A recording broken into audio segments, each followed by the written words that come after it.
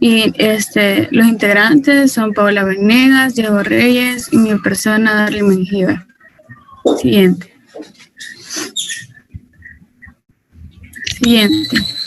En introducción, el examen neurológico es parte del examen general del paciente. Entonces debemos enfocar tanto en los síntomas y signos de tipo neurológico que a veces pueden pasar inadvertidos en la historia clínica normal.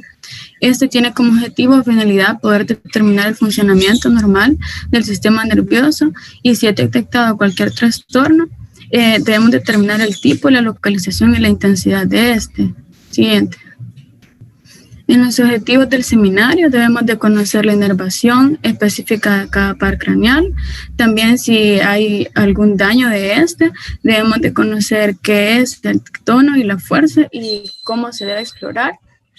Y debemos recordar la fisiología de un arco reflejo, también el reflejo osteotendinosos profundos y los cutáneos.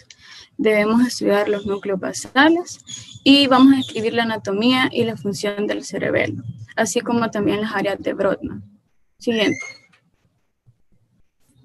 Vaya, vamos a empezar con los pares craneales. Los nervios craneales son haces de fibras sensitivas o motoras que van a inervar al músculo o a las glándulas. Estos van a conducir impulsos desde receptores sensoriales o poseen una combinación de fibras motoras y sensitivas. Se denominan nervios craneales ya que estos emergen por forámenes o fisuras de la cavidad craneal y van a estar recubiertos por vainas tubulares derivadas de las meninges craneales. Siguiente. Existen 12 pares de nervios craneales. Estos van a salir a través de los orificios o fisuras del cráneo. Prácticamente todos se van a distribuir en la cabeza y en el cuello, exceptuando al 10º par, que es el vago, ya que este también va a inervar a otras estructuras como el tórax y el abdomen. Y los 12 pares de nervios craneales, el primer par es el olfatorio, el segundo el óptico, el tercero el oculomotor, el cuarto el troclear, el quinto el trigémino, el sexto el abducen, el séptimo el facial, el octavo el vestíbulo coclear, el noveno el glosofaríngeo, el 10º el vago, el 11º el accesorio y el 12º el hipogloso. Siguiente. Los nervios craneales van a conducir uno o más de las siguientes componentes funcionales principales. Hay fibras motoras eferentes y también hay fibras sensitivas que son aferentes. Las fibras motoras eferentes, es decir, eferentes porque estos transportan impulsos nerviosos fuera del sistema nervioso central hacia efectores como los músculos o las glándulas. Tenemos que esas pueden ser fibras motoras que inervan a los músculos voluntarios estriados, y que se incluyen los axones motores somáticos, es decir, eferentes somáticos generales. También pueden ser fibras motoras que son implicadas en la inervación de músculos involuntarios o lisos, o las glándulas también. Siguiente. Y hay fibras que son sensitivas aferentes, es decir, que estas transportan los impulsos nerviosos desde los órganos sensoriales hacia el sistema nervioso central. Pueden ser las fibras que transmiten sensibilidad general, como el tacto, la presión, el calor y el frío, etc. Estos van a incluir fibras sensitivas somáticas, que son aferentes somáticas generales. Generalmente, estas van a ser transportadas por el quinto par craneal, pero también pueden ser transportadas por el séptimo, por el noveno y por el 10º. Las fibras también hay fibras que conducen sensibilidad desde las vísceras. Aquí incluyen fibras sensitivas viscerales generales, que son aferentes viscerales generales, que se van a conducir información desde el cuerpo, desde el seno carotídeo, desde la tráquea, los bronquios, los pulmones y el tracto gastrointestinal. Y hay fibras que transmiten sensaciones especiales, que se incluyen fibras sensitivas especiales, las cuales van a conducir el sentido del gusto y el olfato, que eso se les denomina fibras aferentes viscerales especiales. Y también hay otras que transportan o conducen fibras que sirven para los sentidos especiales, como la visión, la audición y el equilibrio, y esto se les denomina fibras aferentes somáticas especiales. Siguiente. Los nervios, los pares craneales se pueden dividir en sensitivos, motores y mixtos. Los sensitivos son el nervio olfatorio, el óptico, el vestíbulo coclear. Los motores son el nervio oculomotor, troclear, el abducen, el accesorio, el hipogloso. Y de los nervios mixtos son el trigémino, el facial, el glosofaríngeo y el 10º par craneal, que es el vago. Siguiente. Vamos a empezar a hablar de cada uno de los pares craneales, de cómo se exploran y su alteración. Siguiente. Vamos a empezar con el nervio olfatorio.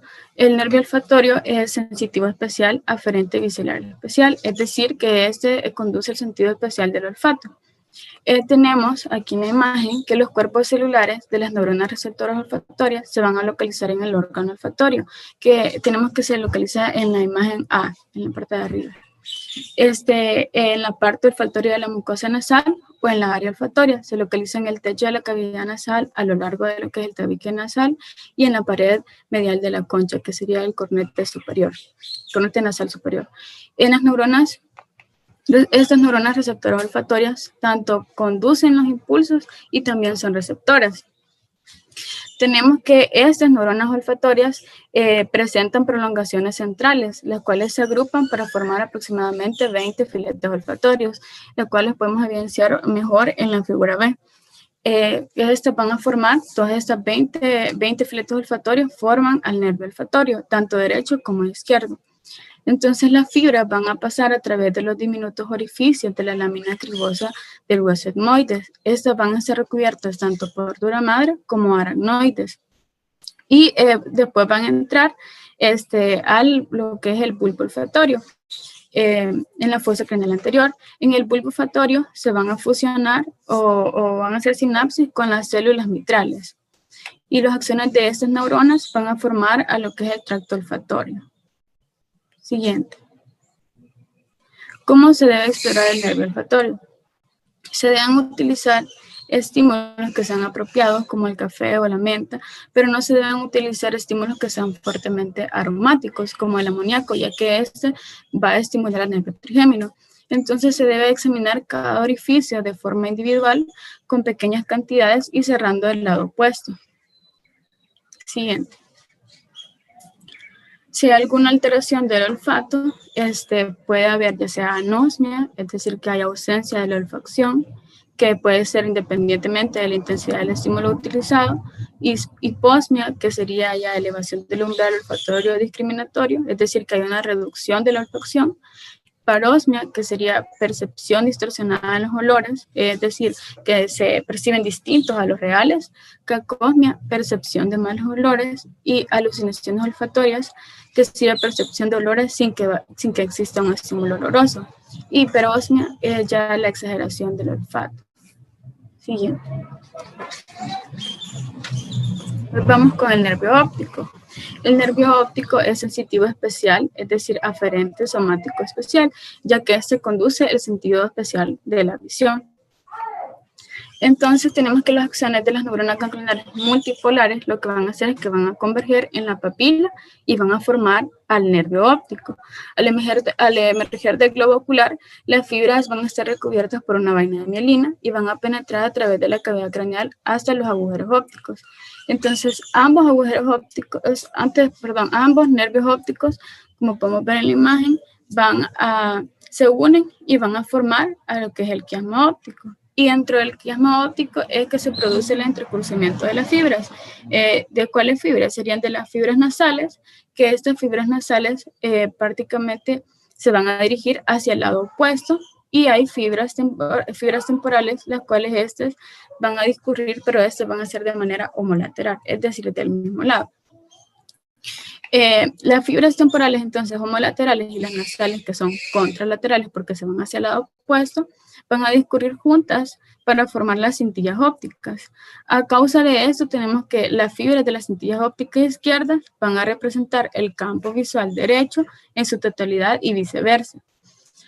La cintilla óptica de cada lado, entonces, se va a dirigir hacia lo que es el hipotálamo.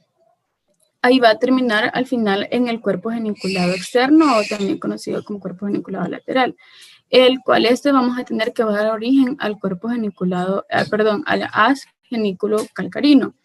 El haz genículo calcarino es la última estación de relevo de la corteza visual. Y va a entrar a la cápsula interna y forma las radiaciones ópticas que terminan en la corteza de la cara interna del lóbulo occipital en el área 17, en ambos lados de la cisura calcarina. Siguiente. ¿Cómo se debe explorar el nervio óptico? Lo podemos hacer por medio de la agudeza visual. El método va a variar según la edad que tenga el niño. Menciona que en niños preverbales se debe evaluar la fijación, se debe evaluar el seguimiento con un estímulo adecuado como un juguete, como un lapicero o una luz, evitando que éste haga ruido. Siguiente.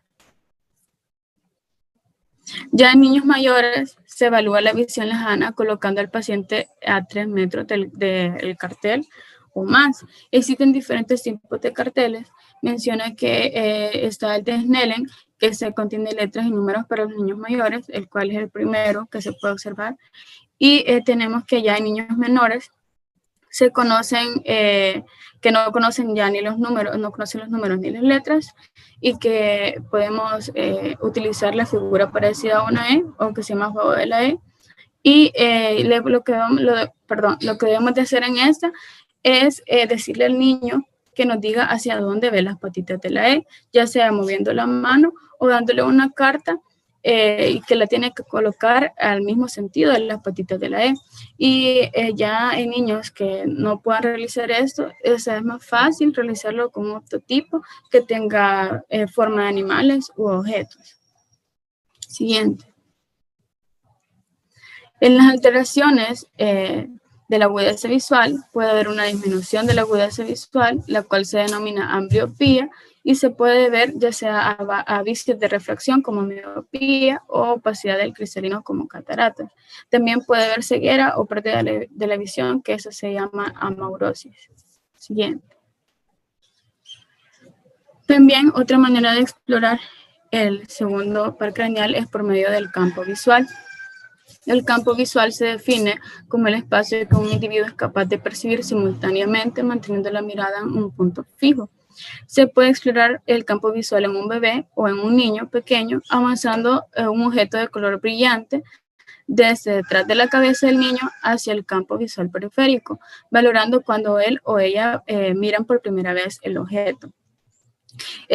Debemos de estar seguros de que el niño está respondiendo a la visión y no la audición del objeto. Ya en los niños más grandes se puede explorar básicamente de dos maneras.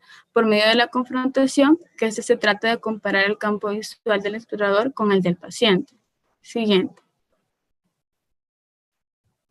Para realizar el examen del campo visual por confrontación, nos situamos enfrente del niño a la misma altura y con una separación de alrededor de 1 metro. Le pedimos al niño que se tape un ojo con la mano y nosotros nos tapamos el que queda enfrente. Es decir, si él se tapa el ojo derecho, nosotros nos vamos a tapar el ojo izquierdo y viceversa. Le decimos al niño que mire fijamente nuestro ojo destapado y nosotros observamos si lo está mirando. Luego movemos nuestra mano desde fuera del campo visual hacia adentro en la misma distancia entre él y nosotros. Le pedimos que cuando vea aparecer el objeto o nuestra mano nos avise. Y lo comparamos si lo ve aproximadamente cuando nosotros lo percibimos. Y esto lo podemos repetir ya sea de derecha a izquierda o de arriba hacia abajo.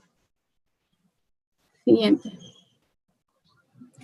Las alteraciones que se pueden presentar del campo visual, ya sea si hay una lesión del nervio óptico, tendrá como consecuencia una ceguera o una amaurosis homolateral, es decir, ceguera de un lado. Cuando se produce una lesión a nivel del sector medial del quiasma óptico, constituye una hemianopsia bitemporal, es decir, que hay pérdida de la mitad temporal de la visión de cada ojo, y esto puede ser debido al compromiso de las fibras nasales que provienen de ambos nervios ópticos. También la lesión de la cintilla óptica va a dar lugar a una hemianopsia homónima contralateral. Hemianopsia homónima quiere decir que puede haber ceguera o un defecto visual en las mitades derechas o izquierdas de los campos visuales de ambos ojos.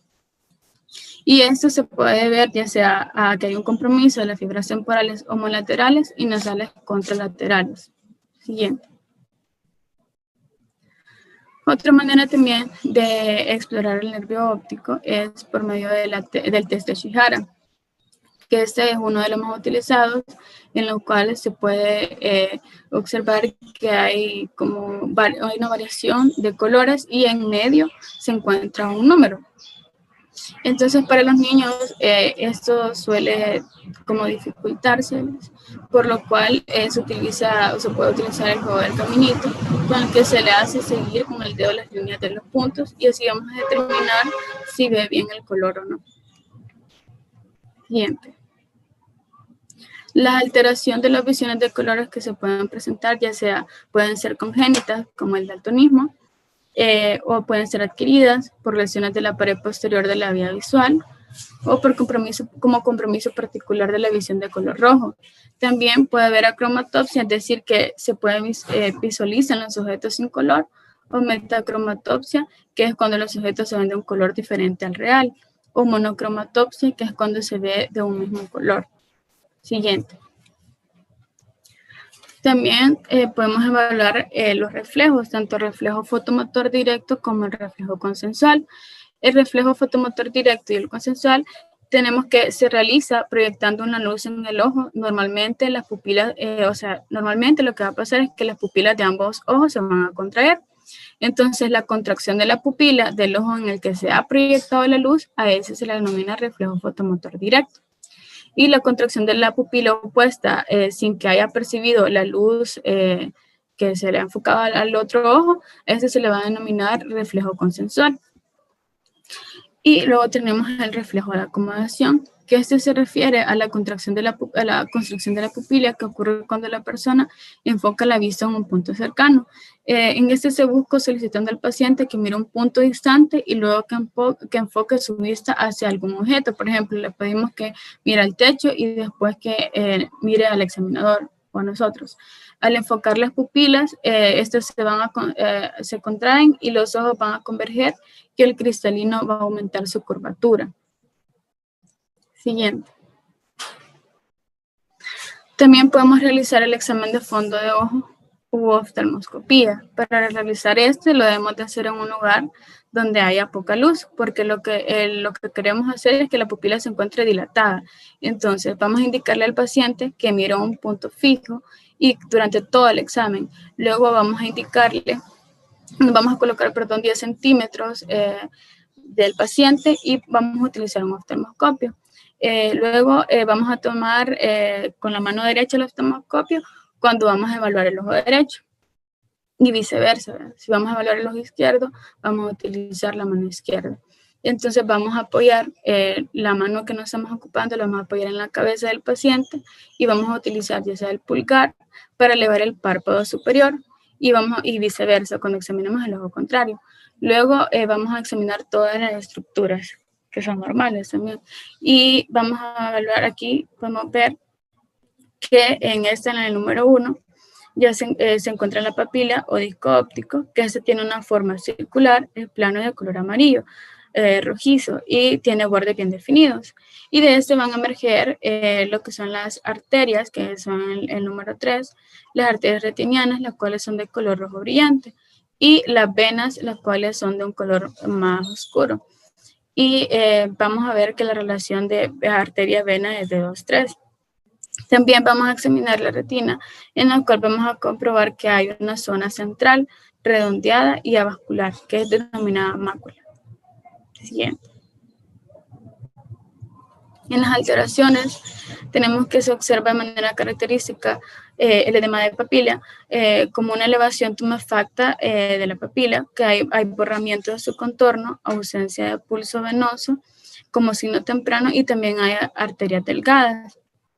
Existe una importante desproporción entre las arterias y venas. También hay un marcado afinamiento de las primeras y gran dilatación de las segundas. Y se pueden observar hemorragias retinianas en el 30-40% de los recién nacidos a término. Las hemorragias son más comunes cuando se dan después del parto vaginal y son menos comunes por cesárea, pero estos no se asocian a lesiones durante el parto ni tampoco a complicaciones neurológicas. Menciona que desaparecen espontáneamente de 1 a 2 semanas y que si hay persistencia de esto, podemos ya pensar en una posibilidad de maltrato infantil. En esta imagen se observan numerosas hemorragias, hemorragias retinianas, las cuales están asociadas a un trauma craneal por abuso infantil. Siguiente. Hoy vamos a hablar del nervio oculomotor, que es el tercer par craneal, el troclear, que es el cuarto, y el motor ocular externo, que es el sexto, o también conocido como abducen. Estos se van a evaluar en conjunto. Vamos a empezar con el nervio oculomotor. El nervio oculomotor es motor somático, eferente somático general, y también es motor visceral, es decir, eferente visceral general parasimpático. El nervio oculomotor va a proporcionar inervación para 4 de los 6 músculos estriados extrínsecos del bulbo ocular. Proporciona inervación para el recto superior, para el recto inferior, para el oblicuo inferior y para el elevador del párpado. Y también posee o da inervación parasimpática a través del ganglio ciliar, y es para el músculo liso del esfínter de la pupila, lo cual esto va a hacer que provoque una construcción de la pupila y del músculo ciliar, y esto es con la finalidad de producir acomodación, es decir, que la lente se va a volver más redondeada, y esto va a ser para la visión cercana. El tercer par craneal es el principal nervio motor de los músculos del ojo y extrínsecos del bulbo ocular. Este va a emerger del mesencéfalo, atraviesa la dura madre lateral y el diafragma de la silla turca por encima de la hipófisis. El tercer par abandona la cavidad craneal y entra en la órbita, y lo hace por medio de la fisura orbitaria superior, donde va a dar las ramas, sus ramas, que son la división superior, que va a inervar al recto superior y al elevador del párpado superior, y va a dar su rama inferior, que va a inervar al recto inferior y medial y el oblicuo inferior. También tenemos al núcleo del cuarto paro patético, que, siguiente por favor. Al núcleo del cuarto paro patético, que este es el único par craneal cuyas fibras radiculares van a emerger a nivel de la superficie dorsal del tronco del encéfalo para penetrar en el seno cavernoso. Este par va a inervar el músculo oblicuo mayor o superior, y cuya función de este músculo oblicuo es desplazar el ojo o el globo ocular, perdón, hacia abajo y hacia adentro. Siguiente. El núcleo del sexto par, motor ocular externo, este sale del tronco en el límite caudal de la protuberancia y perfora la dura madre, penetra en el interior del seno cavernoso, atraviesa la órbita por la hendidura esfenoidal junto con otros dos oculomotores, y va a llegar a inervar al músculo recto externo. Siguiente. La exploración: se va a explorar la motilidad ocular, las pupilas, y se va a valorar la amplitud de los surcos palpebrales. En la motilidad ocular vamos a solicitarle al niño que siga la mirada con un objeto hacia las posiciones primarias. Le podemos pedir que él siga el objeto, ya sea de manera vertical, horizontal o oblicua, de derecha a izquierda, de arriba hacia abajo, como formando una H. Y esto nos va a permitir observar si hay alguna limitación de la amplitud de los movimientos, tanto horizontales y verticales, si hay alguna mala alineación, si hay presencia de movimientos no conjugados, como el estrabismo o tropía. Ya en la pupila, vamos a solicitarle al niño que fije la mirada en un objeto distante, y vamos a evaluar el tamaño, la forma, la simetría, el reflejo fotomotor, y vamos a pedirle también que fije la mirada hacia un objeto cercano, y vamos a valorar el reflejo de acomodación y de convergencia que ya habíamos mencionado anteriormente. Y por último, vamos a pellizcar gentilmente la piel del cuello por 5 segundos para valorar el reflejo cilioespinal. Y también vamos a valorar la amplitud de los surcos palpebrales, es decir, la distancia interorbitaria e interpupilar. Siguiente. En las alteraciones, si hay una debilidad de los músculos extraoculares, puede presentar una mirada desconjugada. Y la debilidad de los músculos extraoculares puede ser ya de todos estos nervios que acabo de mencionar. Y esto tenemos también que la parálisis completa del nervio motor ocular va a producir ptosis, como podemos ver en la imagen, puede producir ptosis, puede producir dilatación de la pupila, desplazamiento del ojo hacia afuera y hacia abajo, y dificultad de la aducción y de la elevación del párpado superior. Siguiente. Los pacientes que tienen parálisis aislada del nervio troclear a menudo tienen una inclinación de la cabeza de compensación hacia el lado afectado, lo que va a ayudar a aliviar la diplopía. En el nervio motor ocular externo, que tenemos que es inervar el músculo recto lateral, su parálisis lo que hace es que provoca una desviación medial del ojo con una incapacidad para mirar más allá de la línea media. Siguiente. Vale, vamos con el nervio trigémino, que es el quinto par craneal. Este emerge de la cara lateral del puente mediante una gran raíz sensitiva y una pequeña raíz motora. Existen 4 núcleos trigeminales, que son el núcleo motor, que es el núcleo motor del nervio trigémino, y 3 sensitivos, como se ve en la imagen, que son núcleo mesencefálico, núcleo sensitivo principal y el espinal del nervio trigémino. El quinto par es el principal nervio sensitivo somático general de la cabeza, ya sea va a inervar a la cara, a los dientes, a la boca, a la cavidad nasal, a la dura madre de la cavidad craneal. La gran raíz sensitiva de esta compuesta principalmente por prolongaciones centrales de las neuronas pseudomonopolares, y esto es lo que hacen que van a formar el ganglio del trigémino. El ganglio del trigémino tiene una forma aplanada y tiene una forma de media luna, y por eso es que se le conoce como ganglio semilunar. Las prolongaciones periféricas de estas neuronas ganglionares van a formar a 3 nervios o 3 divisiones, que son la división oftálmica, la división maxilar y el componente sensitivo del nervio mandibular. Esto lo que hacen es que transmiten información de la sensibilidad facial, protopática, es decir, del dolor y la temperatura, y epicrítica, como la vibración y la propiocepción. Siguiente. En la exploración sensitiva, podemos realizarla por medio del pincel que viene en el martillo neurológico, o simplemente rozando con los dedos, o en este caso con un algodón, y se debe realizar de manera simétrica. Podemos comenzar desde el vértex hacia lo que es el mentón. De igual manera podemos examinar también la sensibilidad dolorosa. En el mismo territorio lo podemos hacer de manera circular en forma de blanco de tiro desde los labios hacia atrás. Y para evaluar la temperatura podemos realizarlo por medio de tubos de ensayo. Debe ser 2 tubos de ensayo, uno debe de tener agua fría y el otro debe contener agua caliente. Debemos de apoyarlo de manera alternante sobre la cara del paciente.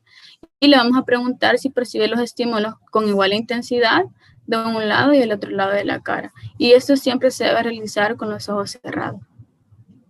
Siguiente. En la exploración motora debemos evaluar la masticación, ya sea por inspección o por palpación. Lo podemos realizar por medio del reflejo corneano y el reflejo masseterino. El reflejo corneano tiene como vía aferente el trigémino y como vía deferente el facial. El reflejo se produce al tocar levemente la córnea con un hisopo de algodón, y el resultado que esperamos es que se produzca un parpadeo rápido bilateral.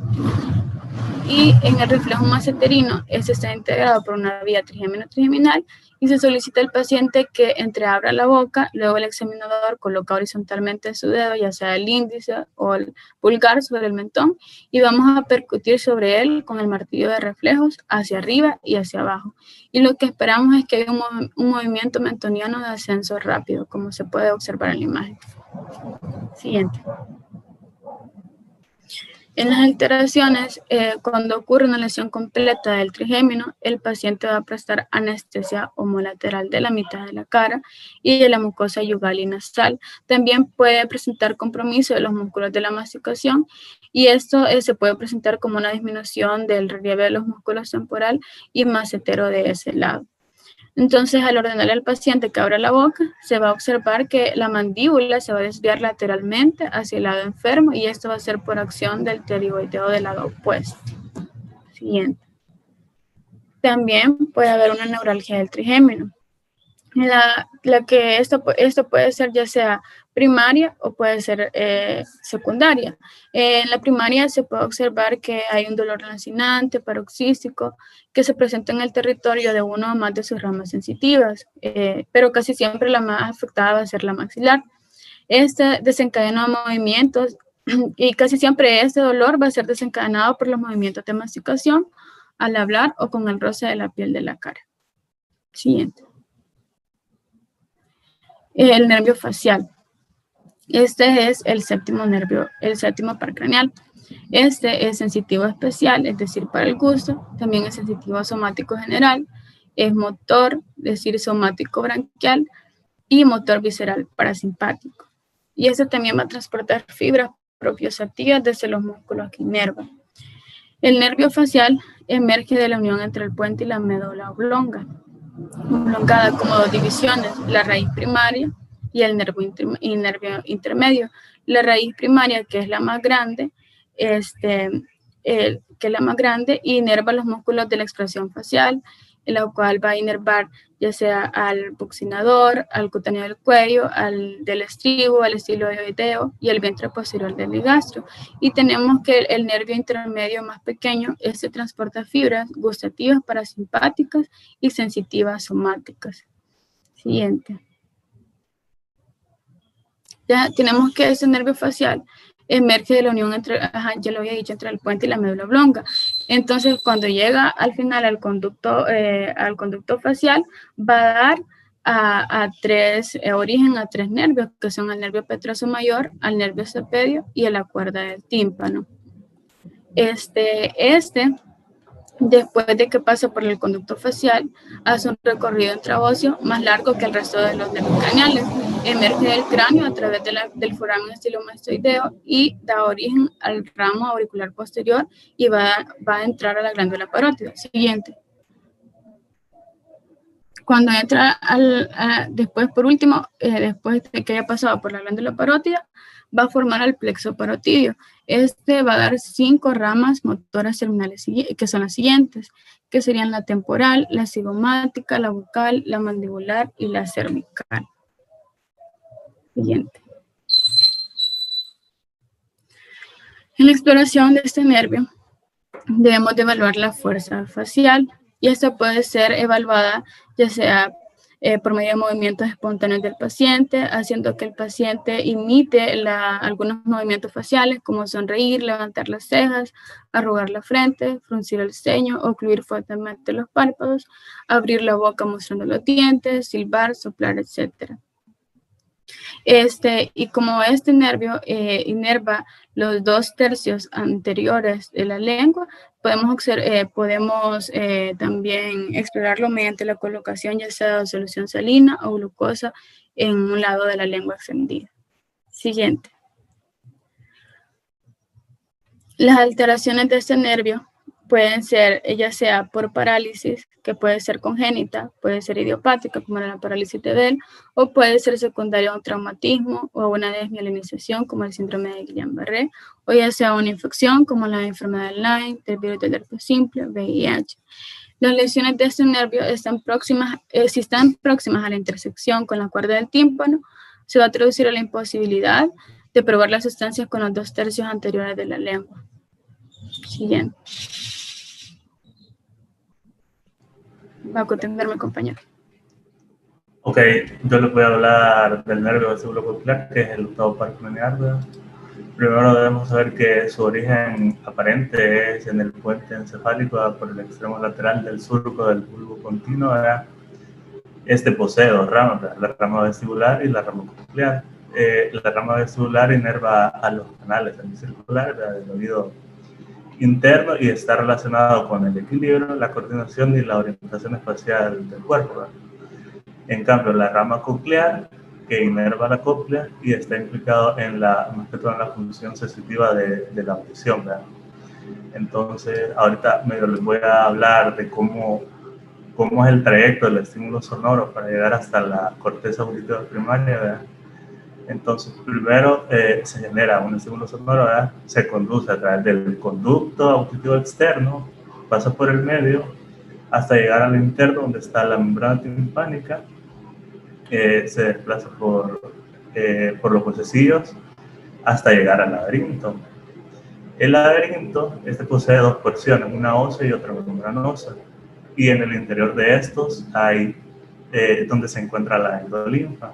La endolinfa prácticamente es un líquido, lo llaman líquido laberíntico, que tiene como función activar células de la cóclea y el vestíbulo, por señales mecánicas para transformar estas a señales nerviosas y que lleguen estas al área, a la corteza auditiva primaria, ¿verdad?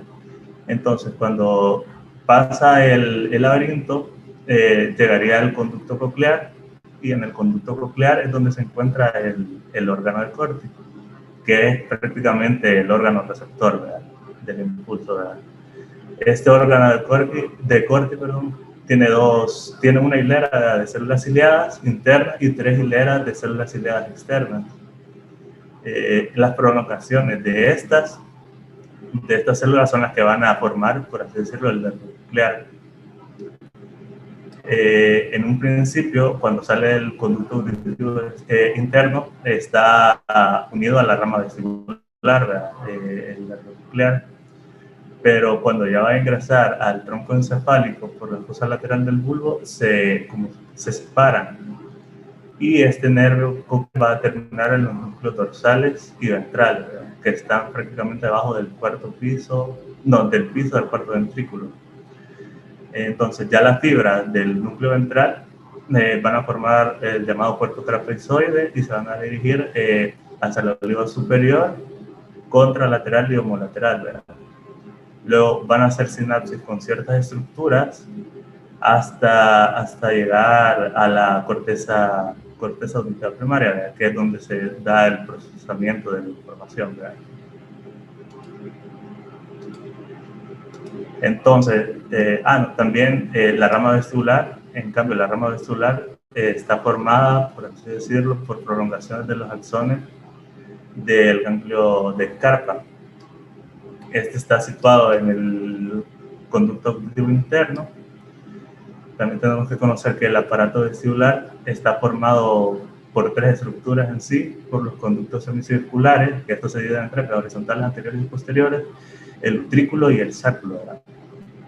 En esos también circula la endolinfa, ¿verdad?, por los conductos semicirculares y estimula las crestas ampulares, ¿verdad?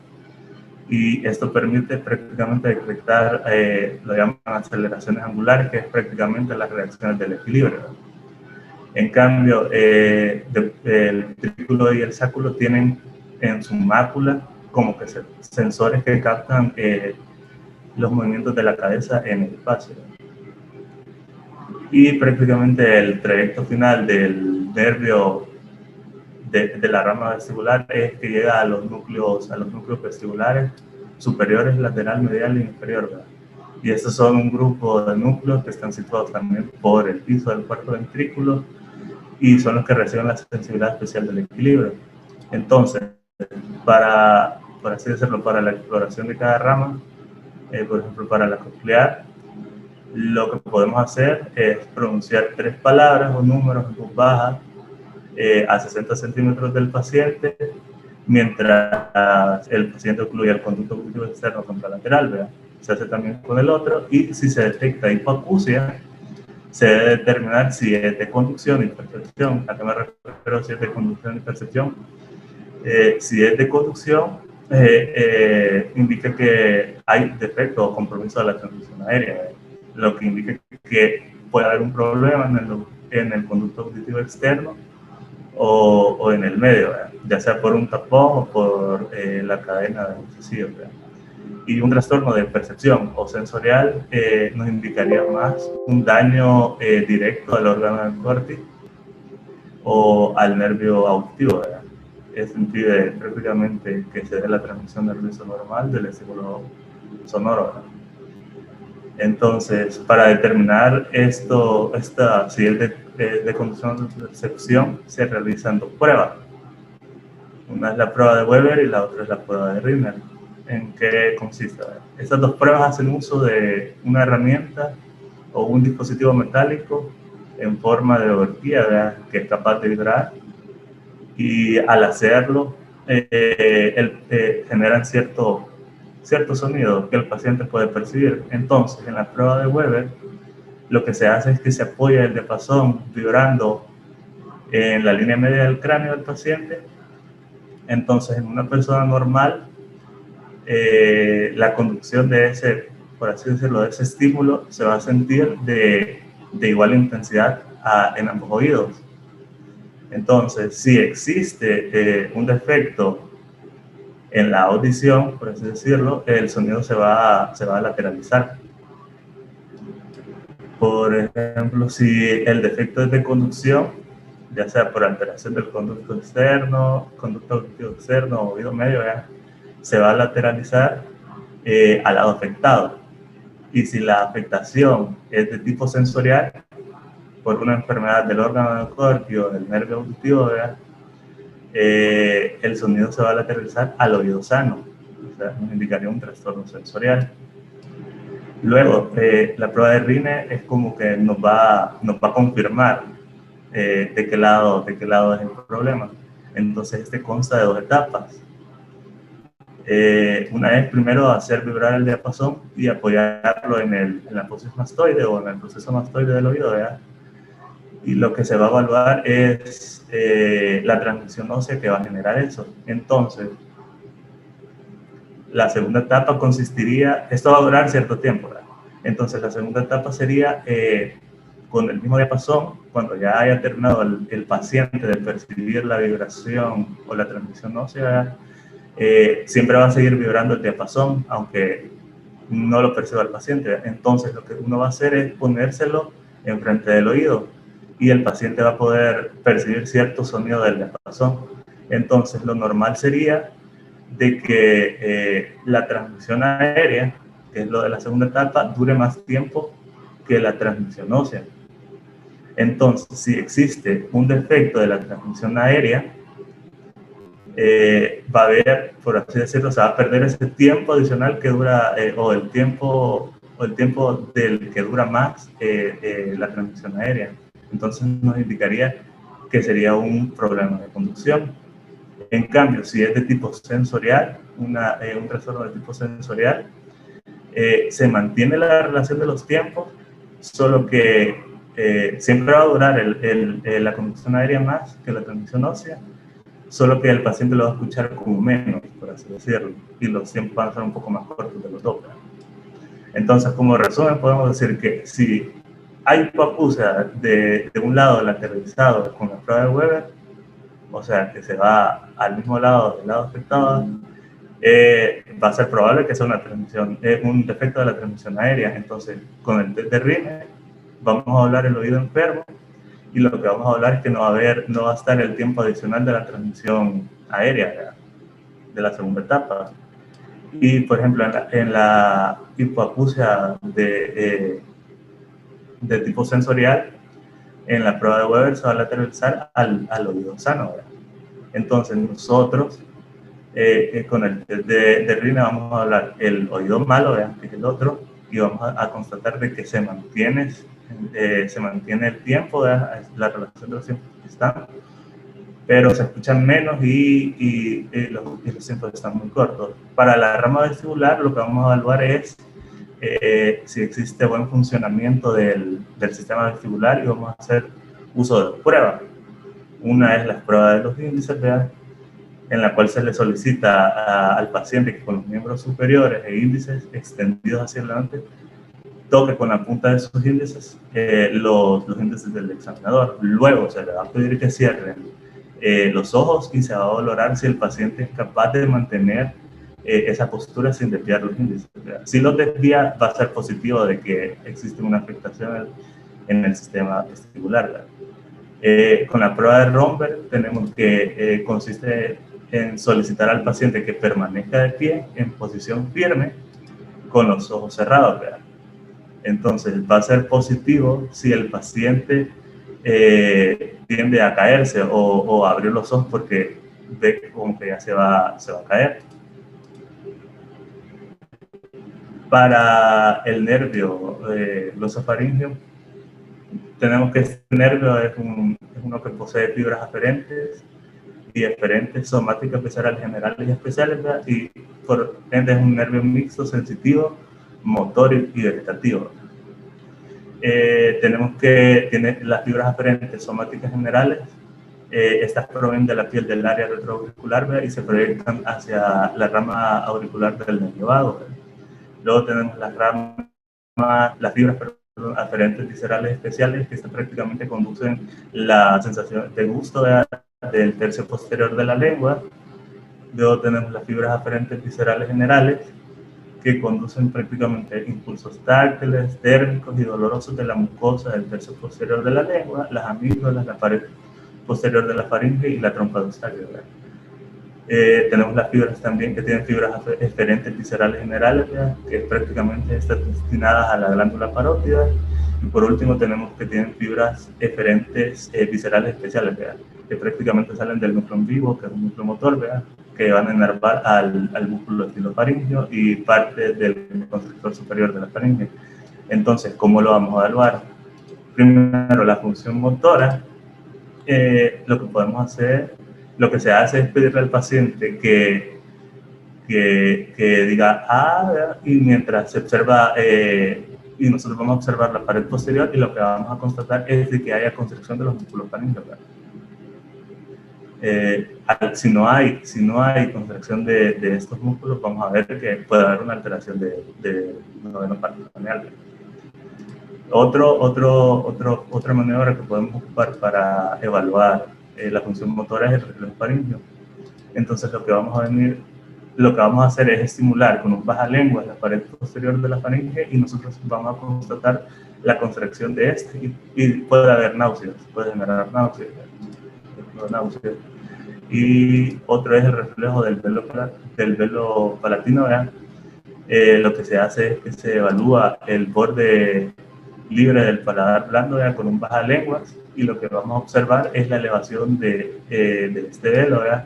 Sin que haya desviación de la uva. Con la función sensitiva, como inerva un tercio posterior de la lengua, ¿verdad? Se va a basar más que todo en el reconocimiento de 4 sabores, ¿verdad? El dulce, el amargo, el ácido y el salado, y esto se puede hacer utilizando ciertas sustancias o soluciones como azúcar, la quinina, el vinagre y la sal de mesa, ¿verdad? Y las alteraciones que pueden existir de esta función son hipogeusia, que es disminución del gusto, ageusia, que es pérdida total del gusto, parageusia, que es percepción de sabores distintos al percibido. Del nervio vago tenemos que este posee fibras motoras preganglionares, que son eferentes viscerales generales. También posee fibras motoras, que son eferentes viscerales especiales para el músculo cricotiroideo, ¿verdad? Y los músculos intrínsecos de la laringe, ¿verdad? Y también posee fibras sensoriales, que son aferentes viscerales generales, que prácticamente estas provienen de las vísceras torácicas y abdominales, ¿verdad? Y por último tenemos que posee fibras sensoriales, que son aferentes somáticas generales, que van desde el oído externo y comparten función con el glosofaríngeo y el espacial. Tenemos que las fibras motoras que se originan en el núcleo en vivo, estas inervan a los músculos constrictores medios e inferiores de la faringe y del velo del paladar. También inervan al músculo cricotiroideo, ¿verdad? Y los músculos intrínsecos de la laringe. Después tenemos que las fibras parasimpáticas preganglionares, estas nacen del núcleo dorsal del vago, ¿verdad?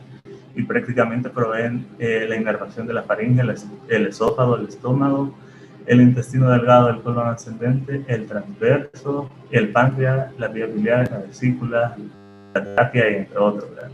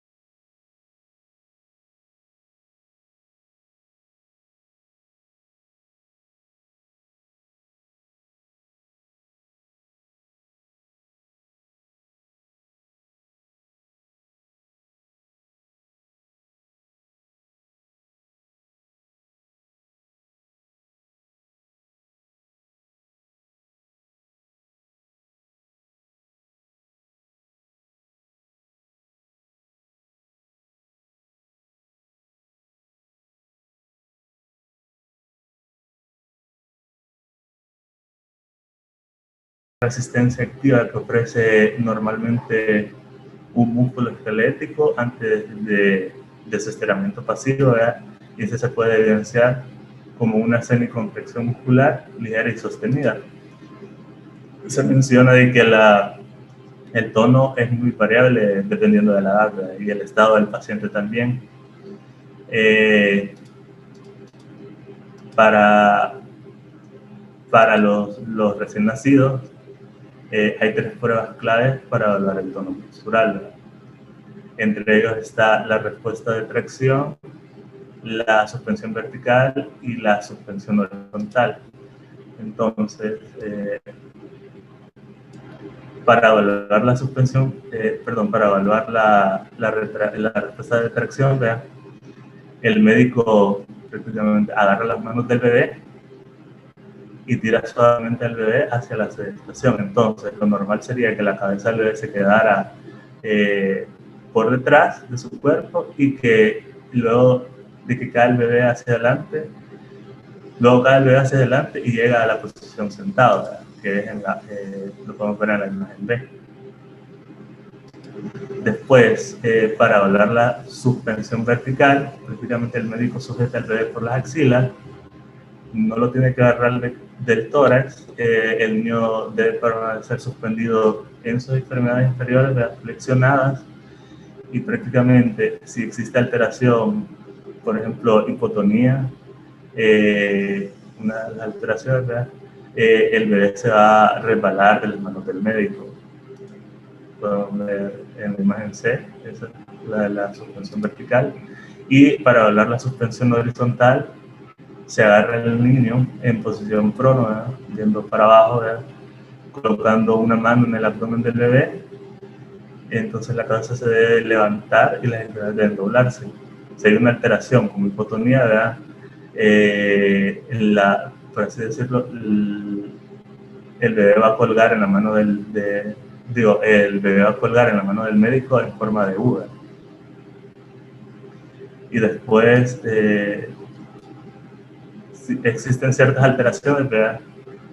Del tono muscular, que son, por ejemplo, la hipotonía, que hace referencia al tono disminuido, ¿verdad? Después tenemos la hipertonía, ¿verdad? Que hace referencia a un aumento del tono muscular, ¿verdad? Anormal, y esta se puede dividir en dos: espasticidad y rigidez. La característica de la espasticidad es que hay una resistencia inicial al movimiento pasivo, ¿verdad? Y si esta se libera de manera rápida, existe un fenómeno que se le llama el fenómeno de navaja. Esta prácticamente, las alteraciones de espasticidad prácticamente son disfunciones de la neurona motora superior y pueden afectar desproporcionadamente a los flexores de las extremidades superiores y a los extensores de las extremidades inferiores.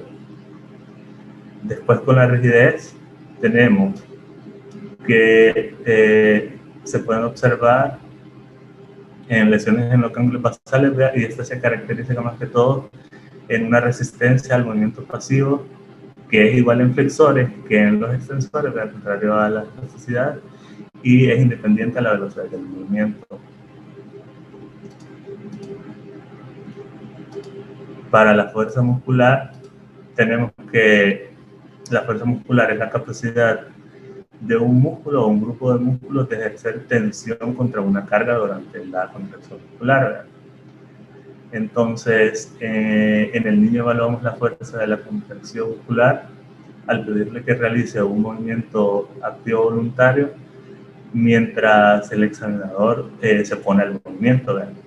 Y lo podemos hablar con cierta escala, que es la escala de fuerza muscular del Consejo de Investigación Médica. Esta prácticamente tiene una puntuación de 0 a 5. El 0 nos indicaría que no hay contracción, ¿verdad? El 1, que hay contracción que no desplaza la articulación. El 2, que hay desplazamiento articular sobre un plano. El 3, que hay desplazamiento articular contra la gravedad. El 4 nos indicaría un movimiento contra resistencia. Y el 5 sería una fuerza normal.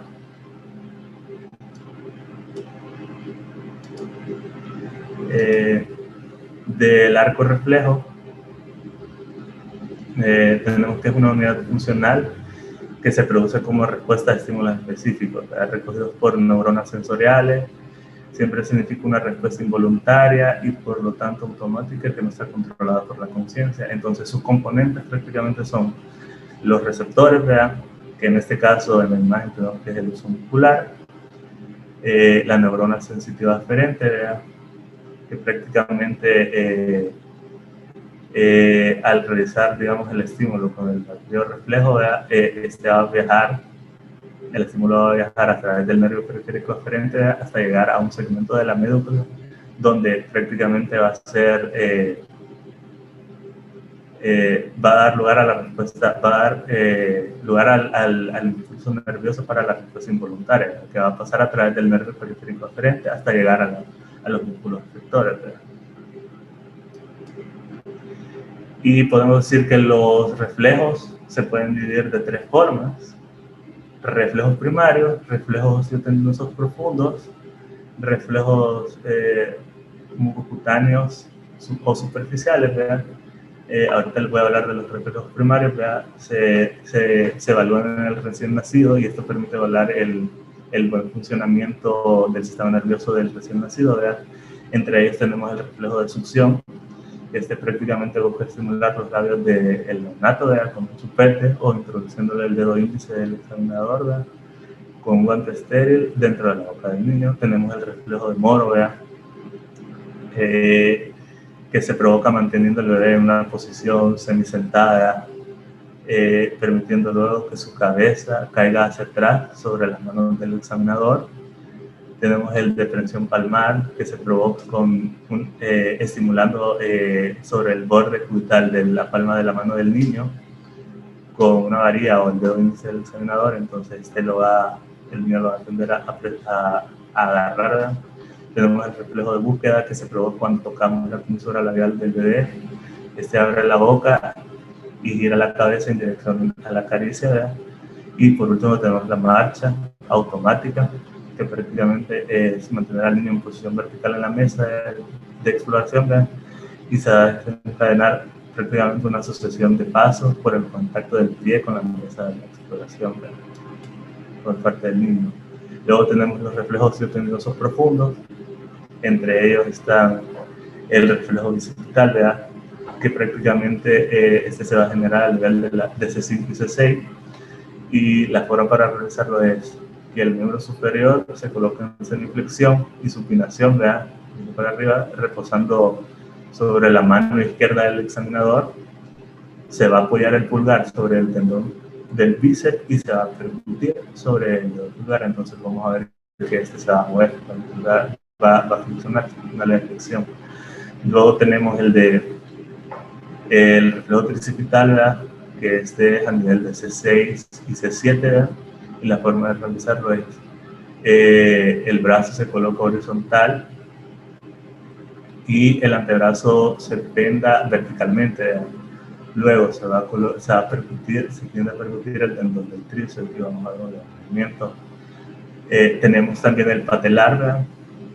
O el rotuliano, que es a nivel de L3 y L4, ¿verdad? Y la forma de realizarlo es que el paciente esté sentado con una mínima extensión de la rodilla, y luego nosotros vamos a percutir el tendón rotuliano, ¿verdad? Y se va a haber respuesta.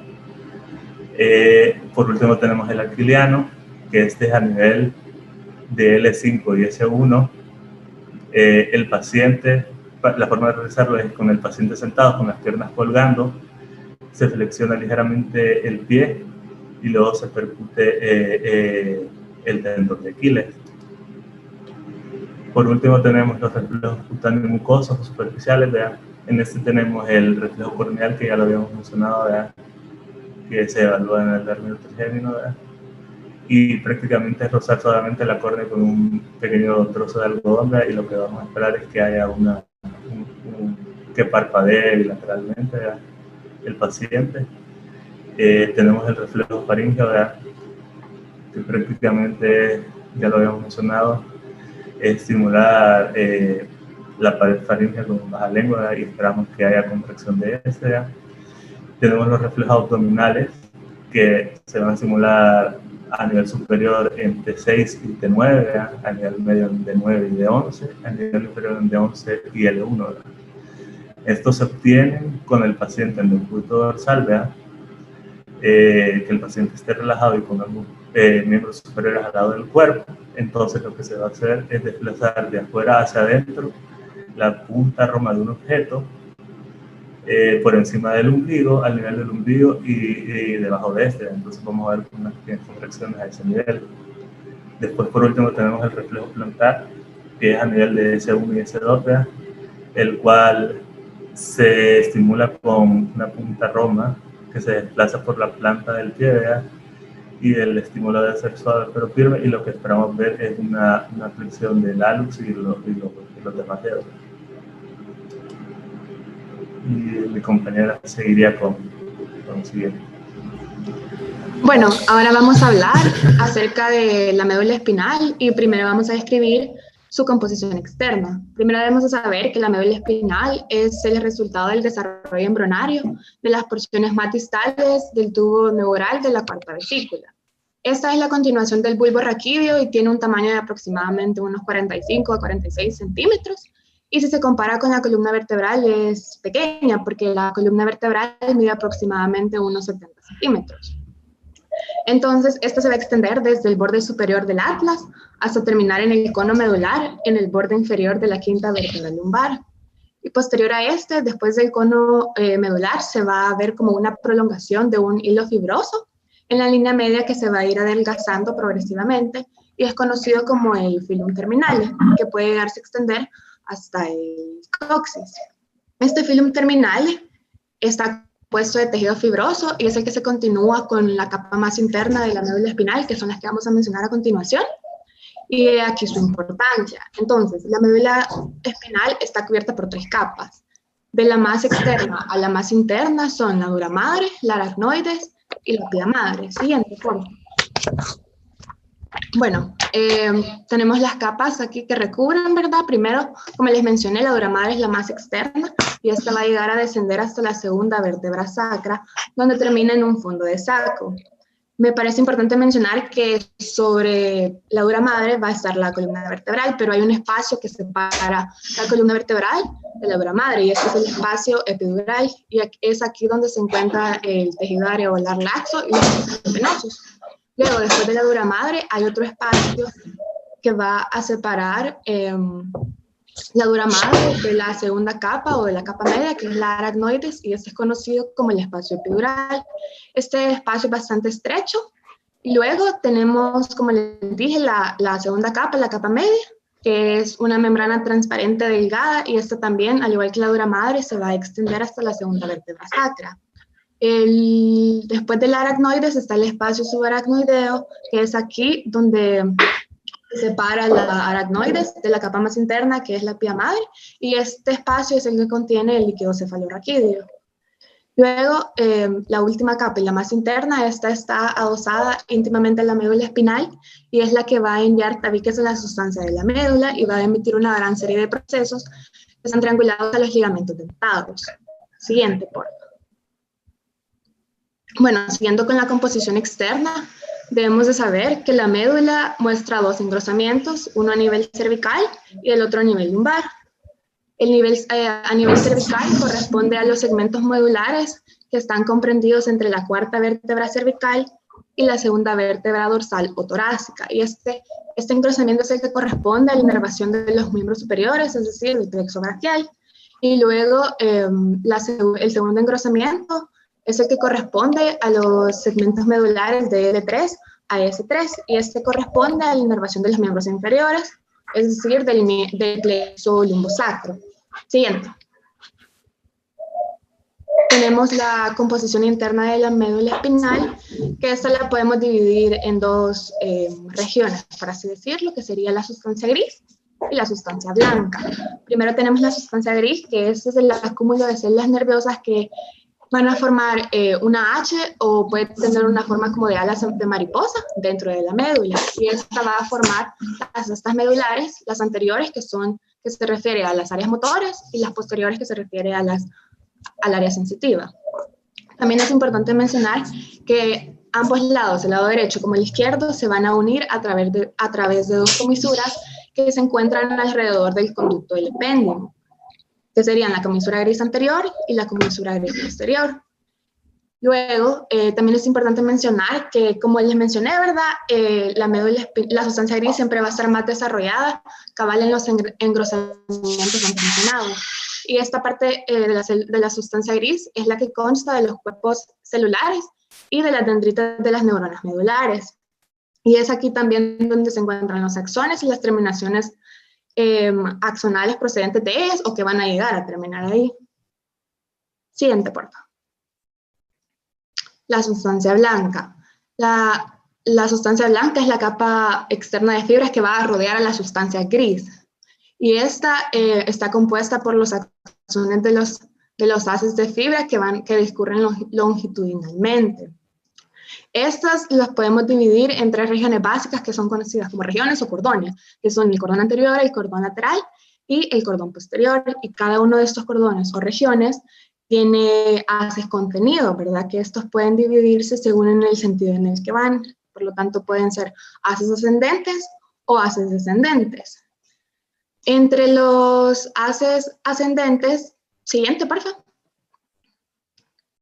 Entre los haces ascendentes tenemos que estas son las percepciones que van a ir desde el cuerpo hasta el cerebro, es decir, desde afuera hacia adentro, por así decirlo. Y cabe destacar que algunos tractos ascendentes pueden llevar la información aferente, pero no todos pueden llegar en sí a la conciencia. Esta información que viaja puede dividirse en dos grupos, que son las exteroceptivas y las propioceptivas.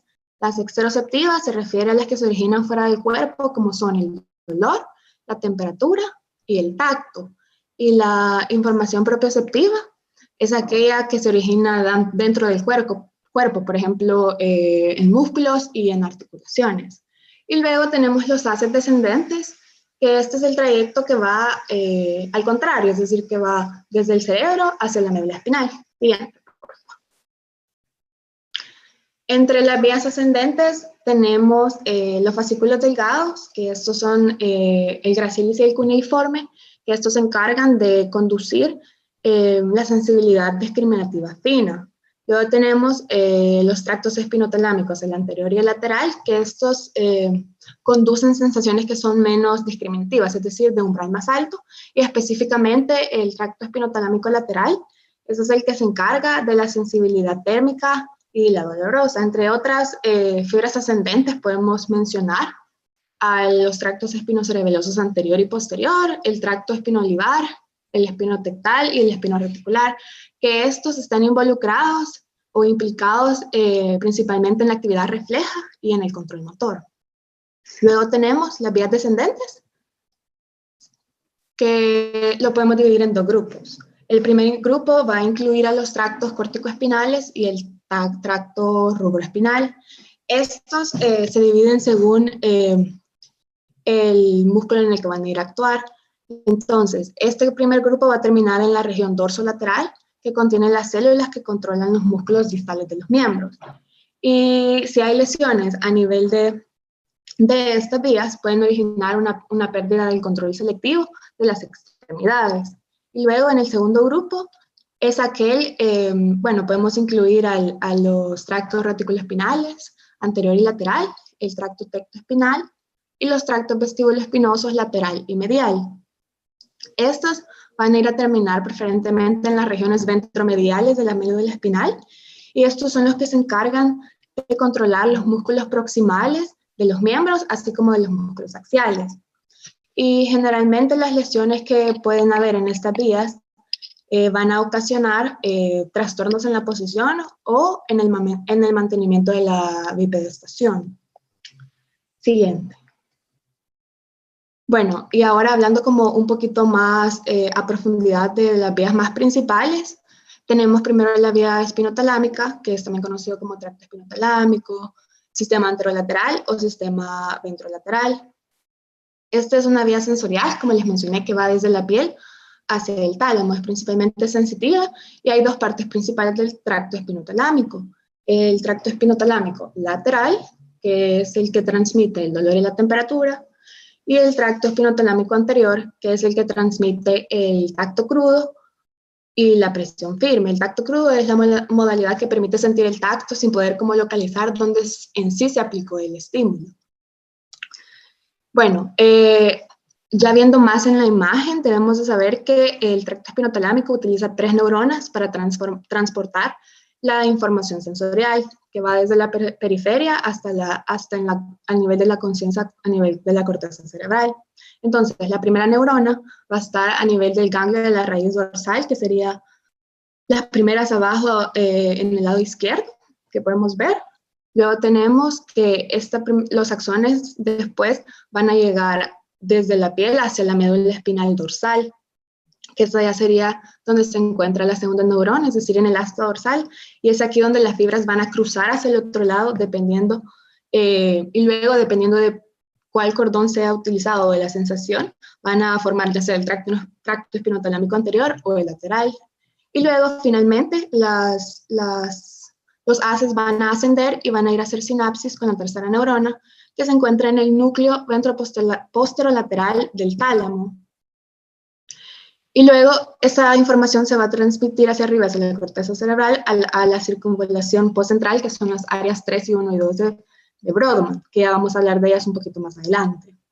Y las lesiones que pueden llegar a causarse a nivel de esta vía son, puede haber anestesia, que es la ausencia de la sensibilidad, ya sea de una parte del cuerpo o en su totalidad. Puede haber hipoestesia, disminución patológica de la sensibilidad. Puede haber una parestesia o una disestesia, que esto se refiere como a una exageración o a la suscitación de una sensación desagradable por parte de un estímulo normal. Siguiente. Luego tenemos la vía del lemnisco medial o sistema del lemnisco medial, también conocido como vía dorsal lemniscal medial. Esta es junto con la vía espinotalámica que acabamos de mencionar, la ruta neural por la cual va a ascender la información hacia el encéfalo que proviene del sistema somatosensorial, es decir, también es sensitiva, como la que acabamos de mencionar.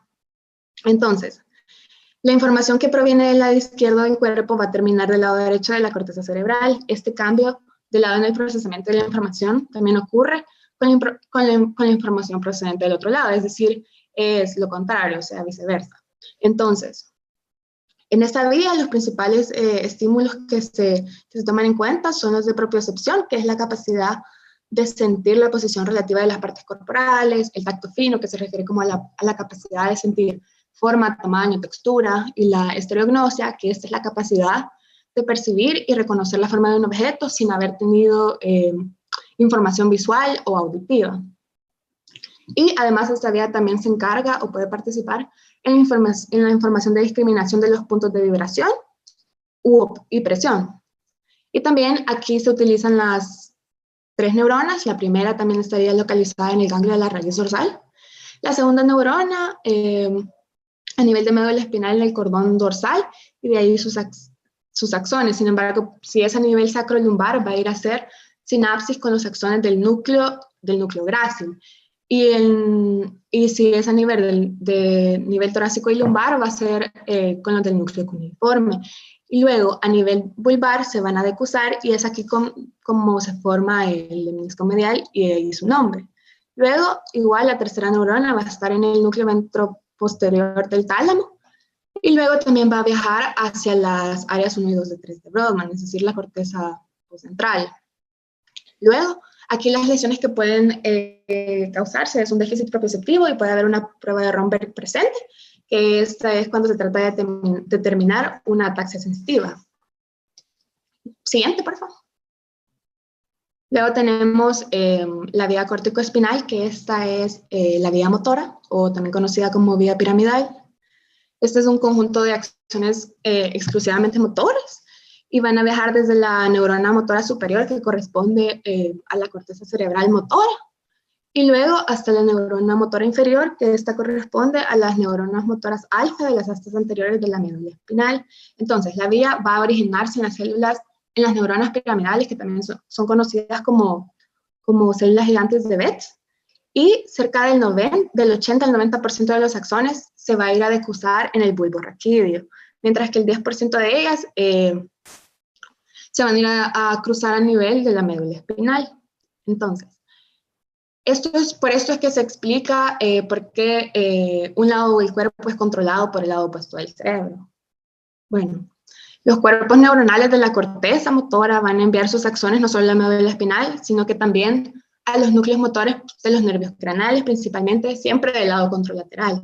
Y la mayor parte de esas fibras se van a extender hacia abajo hasta la médula espinal. Luego, por lo tanto, los axones motores se van a mover juntos y van a viajar desde la sustancia blanca cerebral y van a ir a formar parte del brazo posterior de la cápsula interna. Y hasta que van a llegar hacia abajo, dentro del tronco cerebral, a llegar así como en la parte de abajo se mira como dos estructuras o en forma de columnas, que es por eso que se le llama vía piramidal, debido a este cruce que se da acá, que por eso se ve como la forma en sí de la pirámide. Luego tenemos que si hay, las lesiones de la vía piramidal van a depender ya sea del área que está afectada o la extensión de la lesión, ¿verdad?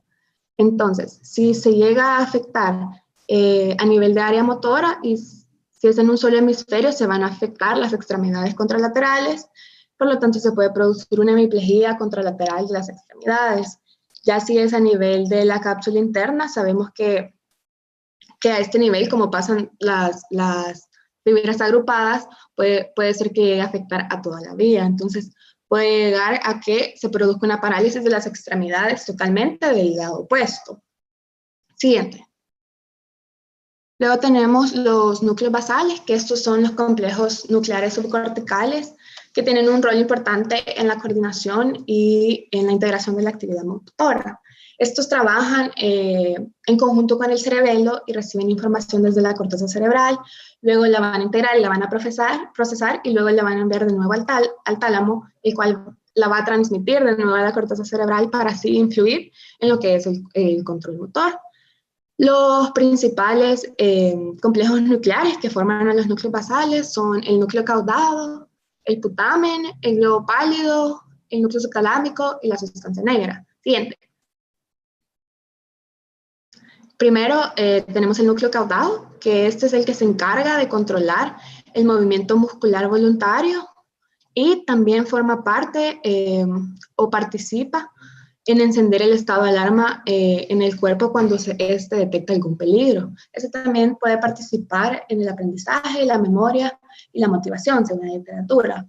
Luego tenemos el núcleo putamen, que está situado justo debajo del núcleo caudado y es importante o es el más importante de los núcleos en el control motor del cuerpo, ya que participa tanto en los movimientos voluntarios como en los involuntarios y se especializa principalmente o toma cierta relevancia en los movimientos de las extremidades inferiores y de las expresiones faciales. Tenemos también el globo pálido, que se diferencia de los demás núcleos debido a que está conformado básicamente por sustancia blanca y por eso es que de esto viene su nombre. Y generalmente se va a especializar o su función es transmitir la información entre estos núcleos y también puede llevar la información a otras partes del sistema nervioso. También tenemos el núcleo subtalámico, que se va a situar justo en el punto de unión entre el mesencéfalo y el tálamo y la función es regular las funciones motoras, ya sea tanto las voluntarias como las involuntarias. Y por último, el quinto núcleo basal, tenemos la sustancia negra, que es una zona del cerebro que contiene al neurotransmisor llamado dopamina. Es aquí donde las neuronas producen este neurotransmisor. Entonces, se va a tratar de una estructura que es importante para la recompensa, la adicción y también participa en el movimiento. La podemos dividir en dos partes o dos secciones, la parte compacta y la parte reticulada, y cada una de ellas tiene sus propias funciones. La parte compacta se encarga de transmitir las señales al resto de los ganglios basales y también proyecta neuronas dopaminérgicas al neostriado. Por lo tanto, tiene como un importante papel o un papel fundamental en el inicio y en la regulación de la motricidad fina. Luego tenemos la parte reticulada, que es el que se encarga de enviar eferencias de los ganglios basales a otras zonas del encéfalo, como es el tálamo, el tálamo es como un núcleo clave para el intercambio de información entre las estructuras subcorticales y la corteza cerebral. Bueno, aquí podemos tener también algunas alteraciones de los ganglios basales, que podrían ser, por ejemplo, la enfermedad de Parkinson, y que es aquí donde hay una muerte de las células de la sustancia negra y hay pérdida de dopamina, y es aquí cuando se produce esta enfermedad. Y también tenemos otra enfermedad, que es la corea de Huntington, que esta es generalmente cuando se implica la muerte celular del núcleo caudado. Siguiente, por favor. El cerebelo. Vaya, el cerebelo es parte del sistema, también forma parte del sistema nervioso central y es la segunda parte más grande del encéfalo después del cerebro. Este lo podemos localizar, o se localiza, o se encuentra en la fosa posterior del cráneo, separado del lóbulo occipital por un pliegue de la dura madre que es llamado la tienda del cerebelo. Y esto se sitúa en la línea media de la región dorsal del tallo cerebral y va a estar por encima del cuarto ventrículo. Y tiene, podemos dividirlo en regiones, una región central, que es conocida como el vermis, y acá, al lado del vermis, a cada lado del vermis se encuentran dos hemisferios cerebelosos. También debemos de saber que el cerebelo se conecta a la médula y al bulbo por medio del pedúnculo cerebeloso inferior, y al puente y al mesencéfalo por medio de los pedúnculos cerebelosos medio y superior, respectivamente. Siguiente. ¿Cuál es la estructura externa del cerebelo? Bueno, aquí podemos dividirla en dos superficies, la superficie inferior y la superficie dorsal o superior. La superficie inferior tiene una forma más convexa y tiene como un surco profundo en la línea media, este es denominado vallécula, y a través de este es donde va a aparecer la región central conocida como vermis, mientras que en la superficie dorsal esta ya es como una superficie más plana en la cual como no se demarca muy bien la diferencia como entre el vermis, la separación del vermis y los hemisferios.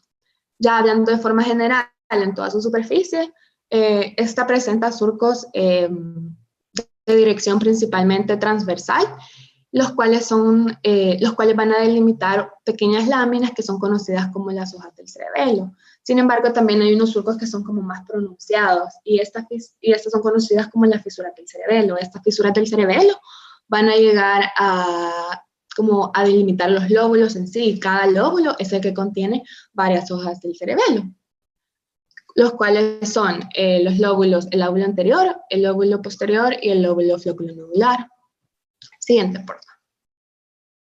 Luego tenemos la estructura interna del cerebelo, que la estructura interna del cerebelo también se puede dividir en dos regiones, la sustancia gris y la sustancia blanca.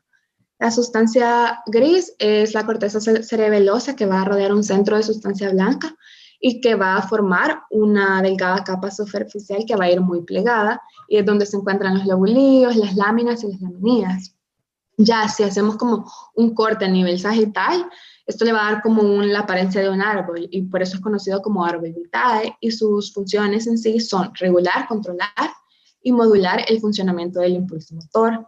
La corteza es uniforme en todo, o sea, la sustancia gris o corteza es uniforme en toda su estructura y se puede dividir en tres capas, como las que podemos ver en la imagen, que son la capa molecular, la más externa, la capa de Purkinje y la capa granular, que es la más interna. Siguiente, por favor. Luego tenemos la sustancia blanca, que ya es en el centro del cerebelo, ¿verdad? Y esta es la que contiene los tractos aferentes y eferentes. Sin embargo, es importante mencionar que internamente, dentro de la sustancia blanca, tenemos 4 pares de núcleos. Sin embargo, estos no se consideran como parte de la sustancia blanca, sino que se consideran parte de la sustancia gris. Y estos 4 pares de núcleos son fastigial, globoso, emboliforme y dentado. Y estos van, como les mencioné, van del lado medial al lado lateral en su orden. Siguiente, por favor. Luego tenemos las funciones del cerebelo, que estas las podemos dividir en 3 partes según su función.